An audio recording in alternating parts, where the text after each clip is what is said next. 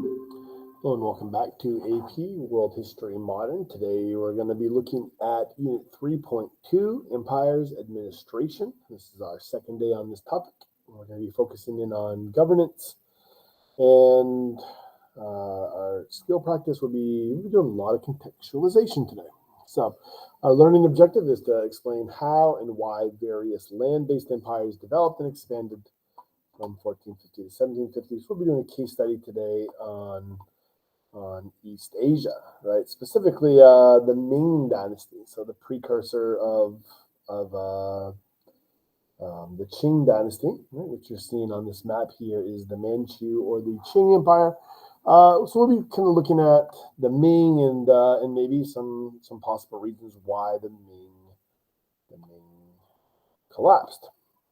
All right, so in talking about land-based empires, right, we're looking at not just how they're created, but also how they're maintained, how these empires administratively react to crises and issues. And so we've been looking at the Ottomans and the Mughals as land empires and how they've dealt with certain issues, and of course we've talked a little bit about this. I just want to go over these just as overviews. So the use of gunpowder technology and how they were implemented within the Ottoman Empire, as well as within the Mughal Empire. All right. We've talked about bureaucratic elites and processes within these empires, such as the process of the Deb-Sherm, who the Deb-Sherm impacted, what are the four different routes that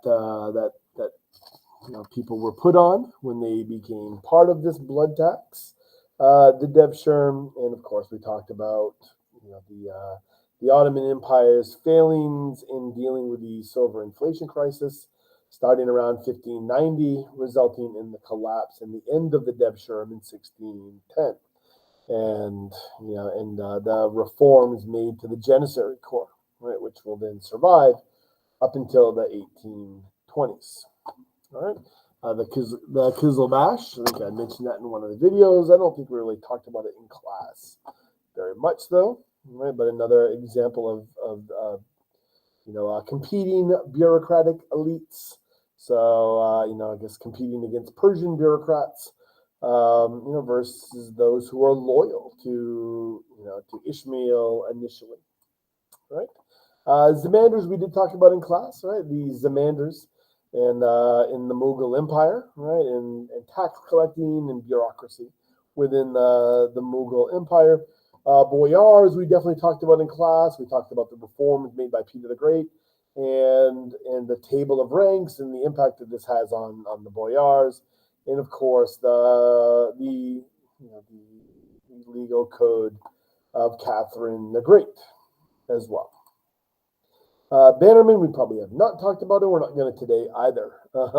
So Bannerman, I don't even think it's in our textbook, to be honest with you. There is an AP World book that does have it in it. The Professor Bullitt book, Earth and Its People, I think is what that one is. But I think I have some information on my website about the Bannermen and what the Bannermen are and what they signify. This one we have not talked about, so I'm just going to spend a moment on this real quick. We've talked about architecture, and I guess I should kind of just pop to the next slide here. We've talked about architecture as a way in which states will use to legitimize their rule, display their power, show their wealth. Also as a way of looking at syncretism as well. And of course, in the case of Versailles, this is a way to centralize authority, right? So, talk about Versailles.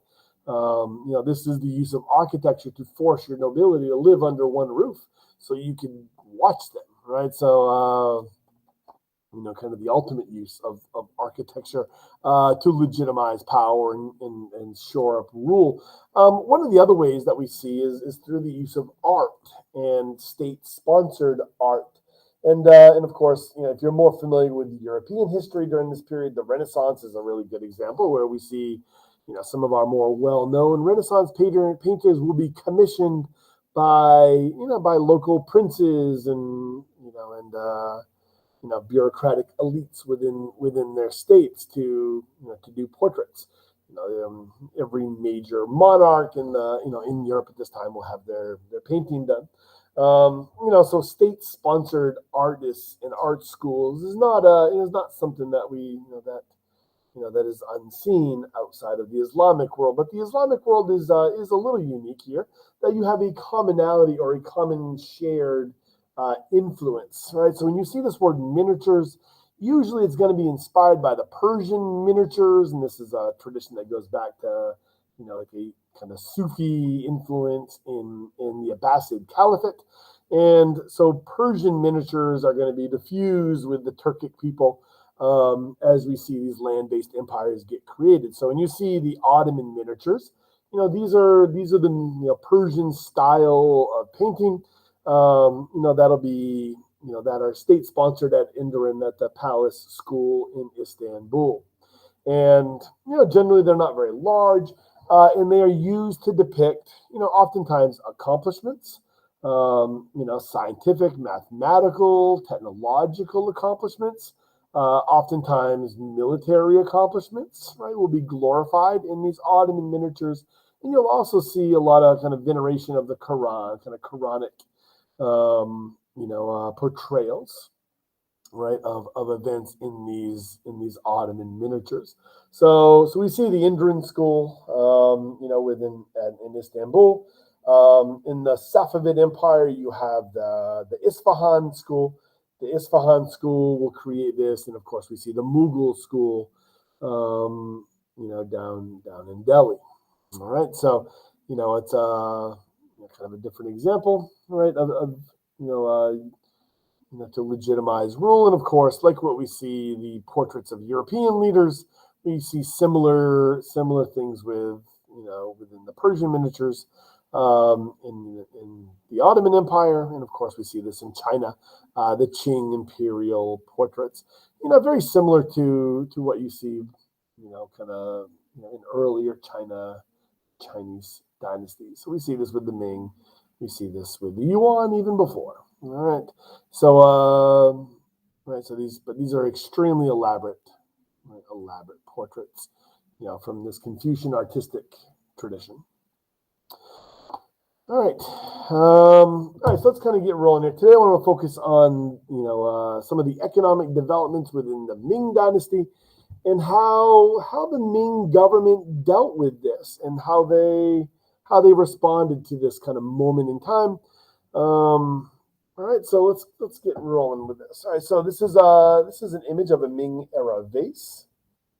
All right, so looking at this vase, go ahead and have a look at this. What types of goods are exported from the Ming era, East Asia, China, based on this image? So feel free to pause and have a look at this. And some of the typical answers, if you looked at it for a minute, that I get in class from this is, obviously people are going to say silk, right? So silk is a correct answer. But what else? All right, so what you're seeing here is, kind of see if I can put that in place right in line. All right, so exports. All right, so from Ming, China. All right, so what kind of things are coming from exports here? This is silk, right? So silk, or just other, other textiles. All right, so, and let's put here manufactured. Manufactured textiles. All right, so this is not just a woman, not just a woman sitting at home doing this by herself. This is mechanized. Right? We're seeing mechanization here. And right, so silk, manufactured textiles here, and of course we see women performing the labor, which is also notable. All right, so we're seeing that. What else do you get from this besides that it's mechanized and all that? One of the other exports you should get from this. And I guess let me just move this. Right, something should come out of here. All right, and I know you're thinking tea, but let's not put that yet. All right, so besides tea as an idea, right? What other thing do you get? And hopefully you figured it out. All right, porcelain. All right, porcelain is another product you could say, right? So where do you get porcelain from this? Right, from the word vase, right? Vase or vase, potato. Right, so that vase, right? The material that this is painted on, right? So this is on a vase. So porcelain comes from just the original process comes from China. It would be adopted by Korea about 1,300 years ago. Then eventually the technique will make its way to Japan during the Tang era, late Tang era. Right, so this porcelain making process is coming out of East Asia. Oftentimes, we'll refer to this in the United States as China, right? And of course, if you ever watch, Antiques Roadshow, every once in a while you'll see a Ming era, right? A Ming era porcelain piece come on, maybe get brought into the show, just because so much porcelain comes out of China during the Ming era for the reasons we're going to talk about today. All right. Other things that maybe you won't get out of this, but something that should be said is lacquered furniture. All right, lacquered furniture. Another very common thing that we see coming out of China during this Ming era. And if you're not familiar with what lacquered furniture looks like, let's move this. And this is a sample of what a lacquered furniture would look like. So it's almost always going to be black. Black lacquered was the process. It's highly labor intensive, skilled artisanry required. Of course, this was also inlaid, and right, this is the kind of stuff that you're going to see coming out of China during the Ming and the Qing era. This particular piece of furniture, I took this photograph while at the Louvre, and of course you see some porcelain ware here as well.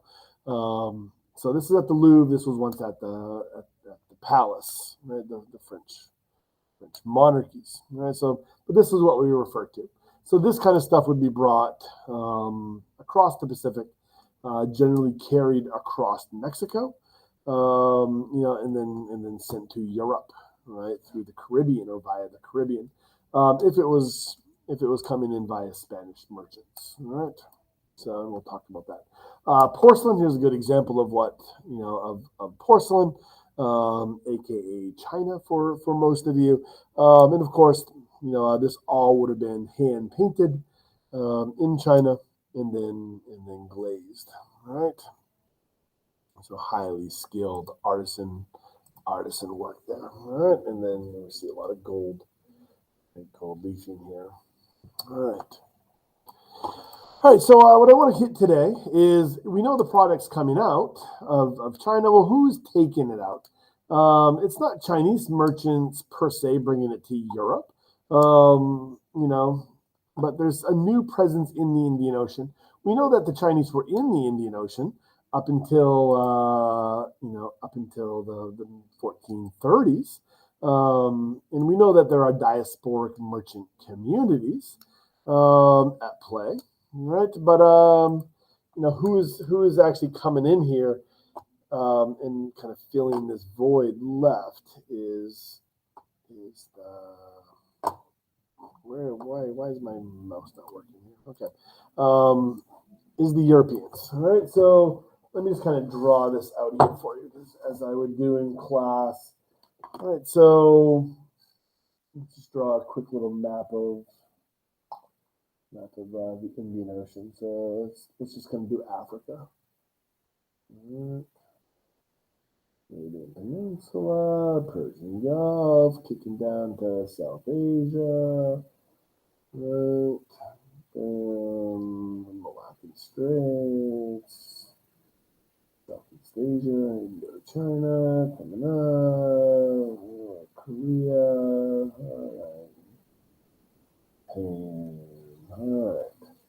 right, so artistic masterpiece here. I guess over here I probably need to draw the Philippines. All right. All right, so that was probably not my best work, but you know, it never is. Oh, Sri Lanka, historic Ceylon there. And all right. So what are we seeing here? We're seeing, all right, we know Zheng He. Kind of throw this over here. Zheng He. All right. So his voyages will end. Right, so voyages ends in the 1430s. And then at that point, when you're talking about the Indian Ocean world, the kind of larger Indian Ocean world, let me drag this over. All right. When you're talking about the larger kind of Indian Ocean trade network, this is just simply dominated by merchants and merchant activity. There's no state presence, right? No real state presence here until 1497, and Vasco da Gama sails into the Indian Ocean on a state-sponsored voyage from Portugal. All right, so Bartholomew Diaz in 1488 will round the tip of Africa, and then shortly after that head back home, and then da Gama in 1497 will leave Portugal and make his way to India, all right, what is India today. And then over the next couple of decades, right, we see the establishment, and this is something we'll talk about in Unit 4, of a Portuguese trade post empire, right? And while the Ottomans did have some influence in diplomatic relationships in this region, and you do see some Safavid attempts to gain control of the Strait of Hormuz here, and you do have the Omani, the Muscat, right, who are involved in that East African slave trade. I mean, you do have governmental presences, but you don't have a navy in this region. Like what was represented by Zheng He's treasure fleet. A void had been left, and the Portuguese are going to be the first European power with a navy that comes in to fill this void. Right, so the Portuguese will be effective at establishing trade post empires, right? Trade post empires in East Africa.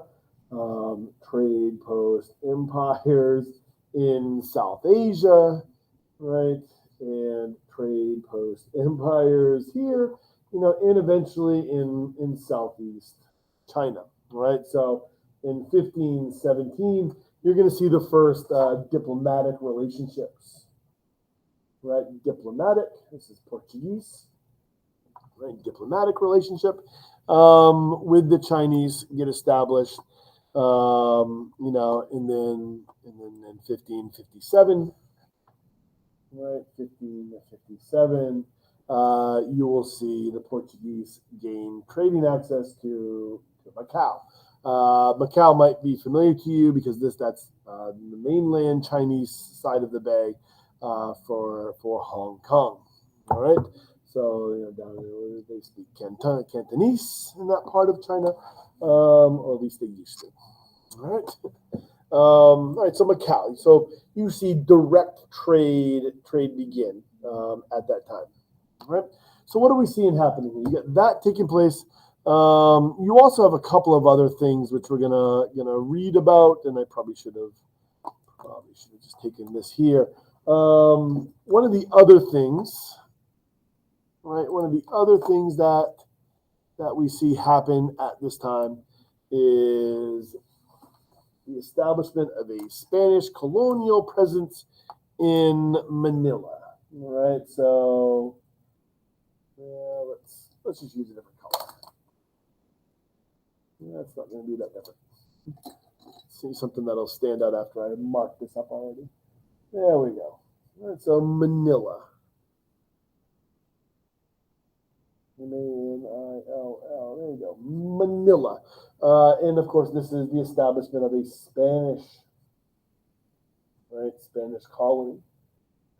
And this takes place in 1571. Right?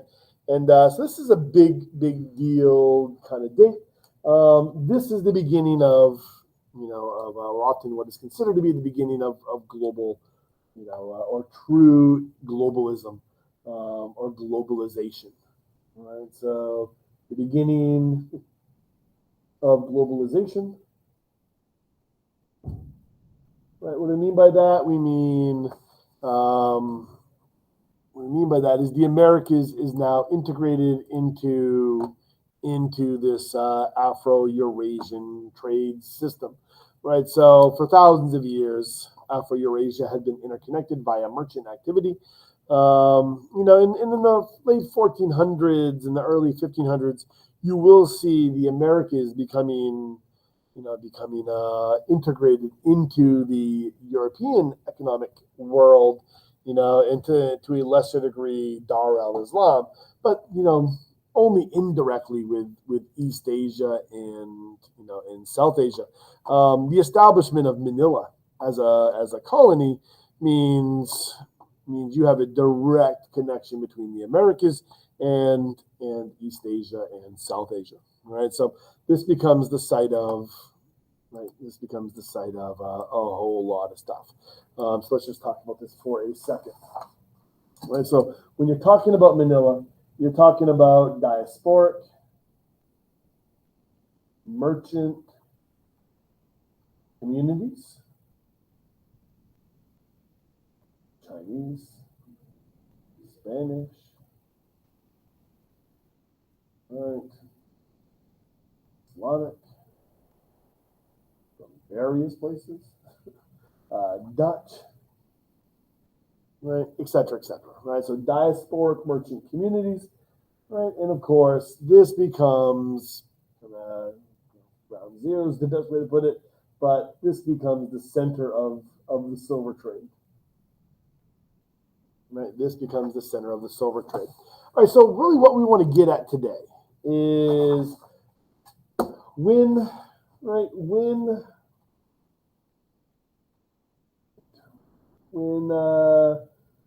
China starts to get direct access to the goods coming out of the Americas, how does the Ming Dynasty deal with this? Right? What is Ming economic policy? How are they dealing with this kind of stuff? So when you're looking at this, there's a couple of things you need to kind of be aware of. All right, just kind of scoot back. One is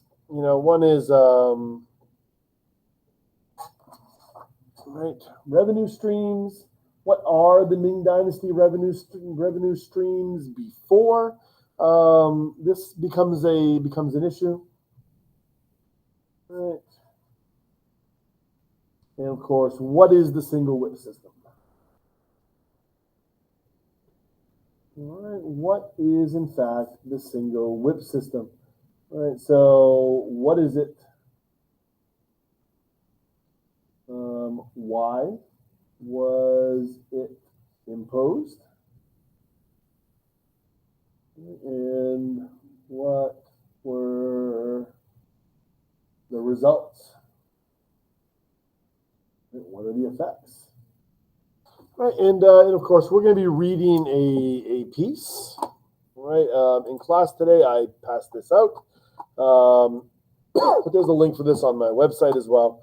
We'll be reading this piece called "Born with a Silver Spoon: The Origin of World Trade, 1571." Right, so she'll be reading that for your homework tonight. So if you weren't in class today, there'll be a link on Google Classroom for this, and it's also on my website. On Google Classroom, and it's on my lesson plan. All right. So these are kind of the issues that I really need you to look at, because this is also going to become the topic for our Harkness discussion next week. Is we're really looking to make comparisons. Right? How do different empires, right? How do different empires administratively deal with economic crisis? And we've already talked about this in regards to the Ottoman Empire. We talked about the silver inflation crisis in the 1590s. And that will run up until 1610. And of course, in the Ottoman Empire, this is going to result in numerous rebellions, the Anatolian revolts. It's going to result in the complete collapse of the Deb-Scherm, and of course, major reforms to the Janissary are going to happen as a result of their failures to deal with economic crisis, right? And one of the things you kind of looking at here is with economic policy. I'm just going to flip this on over, right? There's a couple things that when you read that article, you're going to see a couple of different concepts. One is it's trade balance. Right, and in basic economics, you've got a couple of other different ways to look at this. One is a trade surplus, right, and the other is a trade deficit. Right, so a trade balance is when imports is equal to exports. All right, so that's simple enough, right? Goods coming into your country, the value of the goods coming into your country are equal to the value of goods coming out of your country. In the case of trade deficit, right, what we're talking about with trade deficit, if you are a country that has a trade deficit, right, so let's take historically Spain, right, and let's talk about China. Right. Spain has a trade deficit with China. Right? So what does this mean? This means goods are coming from China to Spain, right? So goods such as silks, porcelain, lacquered furniture, stuff we've already talked about, right? Those are going. Those are going to Spain, right? And they have some value, right? However, the value is temporary because silk will rot, porcelain will break, lacquered furniture will deteriorate over time, right? And what is Spain giving in exchange for this? They're giving silver, right? Silver has intrinsic value; it has permanent value. Right. So when you're talking about trade deficits, you're talking about a wealth transfer. Right, a wealth transfer. Right. So in the case of a trade surplus, right, in the case of a trade surplus, the opposite is true here. Right. So China, right, China in this case is right exporting more than importing. Right? Now, if I didn't say that for trade deficit, just the opposite. So for a trade deficit, it's importing more than you're exporting. When more is coming into your country than leaving your country, right? So, all right. In this case here, right, silver, all right, silver is coming this way from Spain, right, from the Spanish colonies, right, and then China is selling, right, selling manufactured goods, such as silks, porcelain, blah blah blah. All right, let me kind of give you a modern day example of this. This very similar dynamic, right? Very similar dynamic exists with the USA, right? So, so a modern example, right? USA, right? USA imports more, right? More value from China, right, than it sends to China. Right? We are currently at a trade deficit. All right, so what lessons can you learn from this? All right, so, and I guess let me kind of give you some modern examples of this. So if you have the USA and you have China, right, what kind of goods are coming into the USA? Right, iPhones, clothes, toys.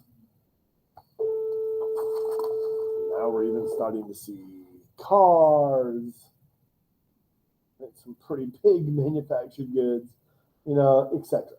Right, and right, and then what are we giving in exchange for this?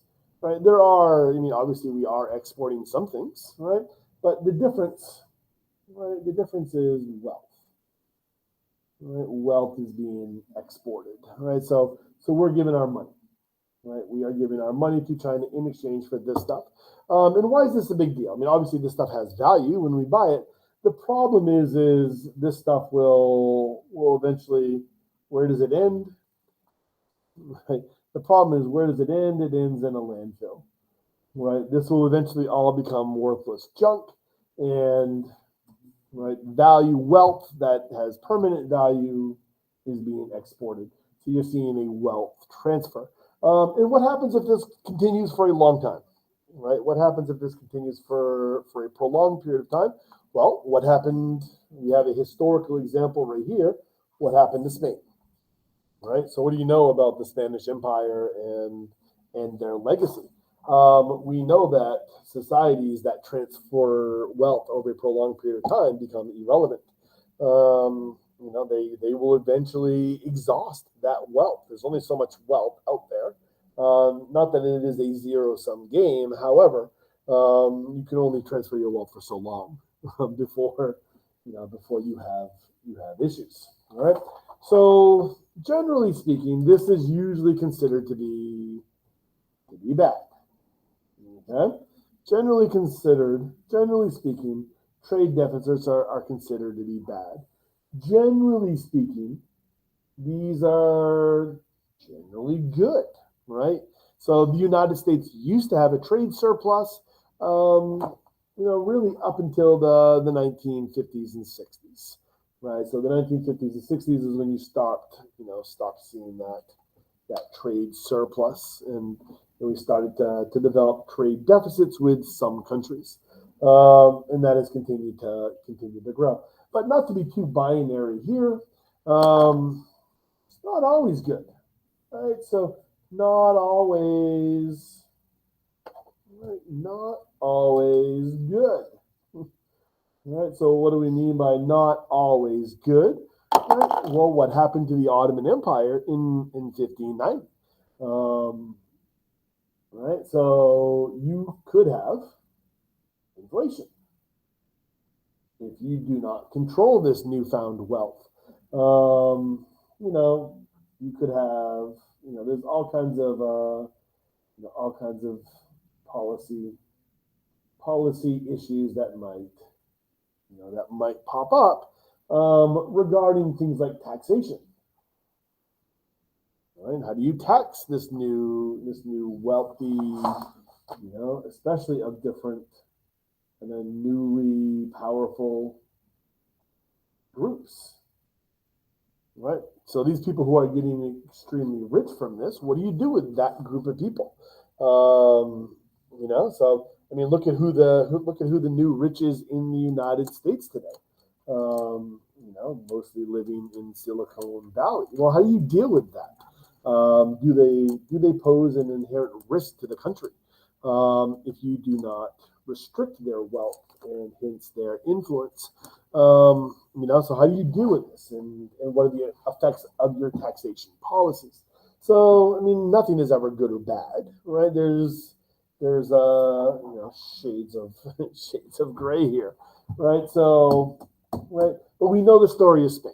Right, so we see the establishment of a Spanish colony in the Philippines in 1591, and that'll run up until 1898 when the United States eventually conquers them. All right, but what I want to get us thinking about is how did the Ming react to this? So I'm kind of just talking around what you actually need to come up with. So what is the Ming economic policy, right? How do they deal with this, and what are the effects of of this? All right. Some of the other things we talked about in class, just where's all this silver coming from? And I've kind of already talked about this a little bit with Manila, but of course, Spanish colonization of the Americas that takes place in the early 1500s is going to result in access to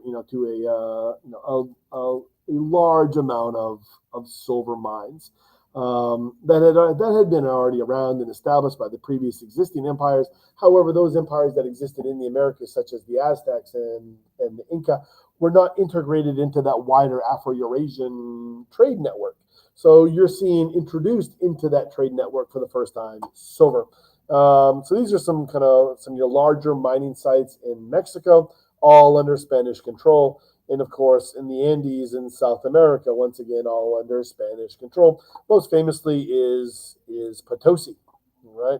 So Potosi is right here, right? So largely established in 1545, about a decade after the conquest of the Incas. Potosi, right, sometimes referred to as the mountain that eats men. This is referencing the fact that from every village within the region, 1/7 of the male meet the age population, 15 and older, had to service this mine for 4 months out of the year, right? So that would put you on a 7-year rotation for 4 months of labor, and of course it's referred to as the mountain that eats men because of the collapses, right? So they're digging into this mountain and trying to find veins. In class, we do watch, between about 7 minutes of this documentary from Mankind, New Empires Rise and Fall, The Story of Us, Season 1, Episode 8. And this is looking at the silver mining taking place at Potosi, and of course, a technological innovation that occurs as well. Right, so the combining of mercury with sulfur nitrate in order to be able to extract or separate the silver from the ore. And of course, this is going to have unintended environmental consequences for this region as well. So you're seeing the mine here being depicted, but you're also seeing the process of extracting the ore from this. So if you look at this, just take a moment and look at what's being depicted here. And I've got a little key that will run you through the different steps here of what you're seeing in that. And I'd like to call your attention specifically to B, right? So this is that stamping process that crushes the ore into a dust or kind of a powder. And then we see the mercury and the catalyst being added, right? So once you have that, you need to separate the ore from the silver, and it's that mercury with that sulfur nitrate that will separate these two things. And then of course it has to go through a rinsing process, and of course the issue here is it is sometimes said that the lucky of the indigenous population died in the mountain itself. Those who were involved with mixing the mercury slurry, and of course the effects on the human body of prolonged mercury exposure, may have been a much worse way to die. So there's that, right? Those who are mixing the slurry. There's also the fact that you're washing this and rinsing that, and then the mercury will then get into the water table of the region. And of course, at the final process here is you need to burn off the mercury. So then resulting in people breathing it in, and then getting into the air and into the wider environment in this region. So mercury contamination is one of those unintended environmental consequences of this, right? That is not often spoken about. But once that silver is extracted from Potosi, it'd be walked down the mountains to Lima, put on a boat, sent to Acapulco, and then you'll see the Manila galleons make that Acapulco to Manila run, right? So where the silver would then be brought to Manila. This is where a lot of the trade would happen with the Spanish. So your lacquered goods would get bought, your silk would get purchased, and then they would bring it back to Acapulco, carry it across, Mexico, and then ship it across the Atlantic, right? So that's kind of contextually how the silver is getting to China. Sometimes you can look at this whole issue with silver, in the Ming Dynasty and the single whip system, and right, and in their failure to properly deal with it. You could view this as one of the primary causes for the collapse of the Ming Dynasty, which will result in the rise of the Qing, right? The Qing Dynasty. So you could look at it like that, but there's also other contributing factors at play when you start talking about the collapse of the Ming. I mean, you've got environmental issues, which is going to result in crop failures, which will result in famine, which will result in peasant revolts. You have that going for you. You have natural disasters, major earthquakes taking place. You do have one major invasion, which we've already talked about, the Indian Wars, where in the 1590s, Japan attempts to invade China, taking over Korea while they're, as their kind of staging ground. So of course, they have to call upon the Manchus to help them in the late 1500s, and the Manchus do retreat for the next 40 years, but they will return. They will return.